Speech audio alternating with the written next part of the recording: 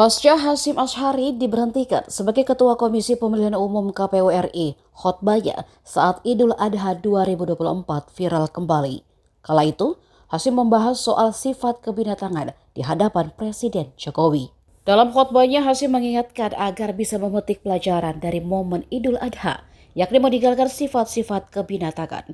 Artinya, dalam diri manusia, begitu banyak sifat kebinatangan yang harus disembelih. Juga, jiwa dan perbuatan seseorang harus dilandasi dengan tauhid, iman, dan takwa, maupun tidak mementingkan diri sendiri. Hasyim dinyatakan melanggar kode etik penyelenggara pemilu setelah terbukti melakukan tindakan asusila terhadap seorang wanita berinisial CAT yang bertugas sebagai anggota panitia pemilihan luar negeri Den Haag, Belanda. Agama kita, agama Islam, menetapkan untuk menyembelih kurban binatang berupa hewan ternak, yaitu diantaranya domba, kambing, kerbau, sapi atau unta. Yang dikorbankan adalah binatang.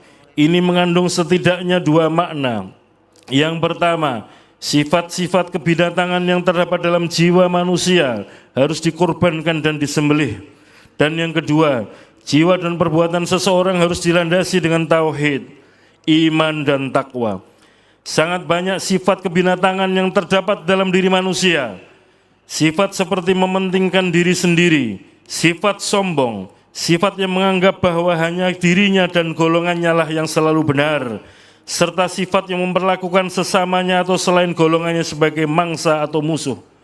Sifat kebinatangan yang selalu curiga, menyebarkan informasi yang tidak benar, fitnah, rakus, tamak, dan ambisi yang tidak terkendalikan, tidak mau melihat kenyataan hidup, tidak mempan diberi nasihat, tidak mampu mendengar teguran, dan lain-lain, merupakan sifat-sifat yang tercela dalam pandangan Islam. Sifat-sifat yang demikian, jika tetap dipelihara dan bercokol di dalam diri seseorang, akan membawa kepada ketidakstabilan dalam hidup, ketidakharmonisan dengan lingkungan, baik sebagai individu maupun sebagai anggota masyarakat. Sifat-sifat yang demikian ini akan memudahkan jalan bagi terciptanya perpecahan dan ketidaktentraman dalam kehidupan masyarakat.